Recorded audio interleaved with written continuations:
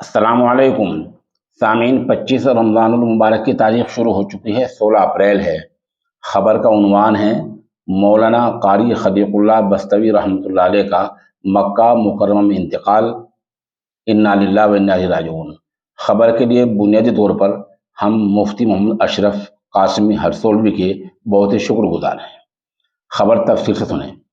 علماء دیوبند کے بہی خواہ حاجیوں کی خدمت کرنے والے بزرگ عالم دین مولانا قاری خدیق اللہ صاحب بستوی کا چند گھنٹے پہلے مکہ مکرمہ میں انتقال ہو گیا ہے۔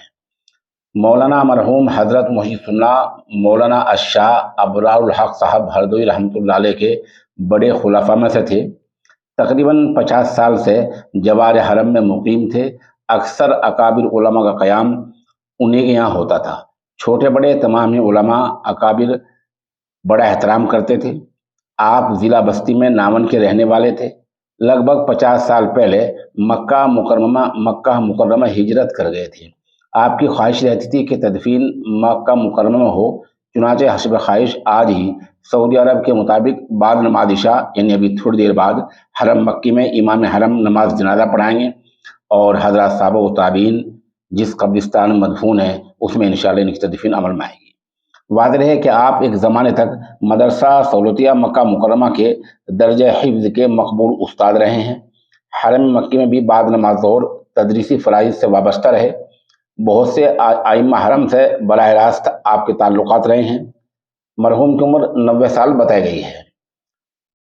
ام المدارس دارالعلوم دیوبند کے محتمم حضرت مولانا مفتی ابوالقاسم نعمانی، مجلس تحفظ ختم نبوت کے کل ہند نائب ناظم حضرت مولانا شاہ عالم گورکھپوری، مولانا نور محمد گورکھپوری مقیم حال مکہ مکرمہ وغیرہ نے تعزیت پیش کی ہے۔ اس دوران مدرسہ سہولتیہ مکہ مکرمہ کے شیخ الحدیث ڈاکٹر سعید عنایت اللہ کا ایک آڈیو پیغام موصول ہوا ہے، جس میں وہ بتا رہے ہیں کہ مولانا ابرار الحق رحمۃ اللہ علیہ اور مولانا مفتی محمود گنگوئی رحمۃ اللہ علیہ سے لے کر تمام ہی اکابر اور اساتذہ حرم شریف کے نزدیک واقع ان کے ہوٹل میں قیام کیا کرتے تھے۔ وہ بتا رہے ہیں کہ تحفظ ختم نبوت کے بے لوث خادم تھے۔ جو بھی تعاون ان سے ہو سکتا تھا وہ ہر اعتبار سے ختم نبوت کے تعلق سے خدمت کیا کرتے تھے۔ وہ بتا رہے ہیں کہ دارالعلوم دیوبند کے بڑے مخلص تھے، باوقار تھے۔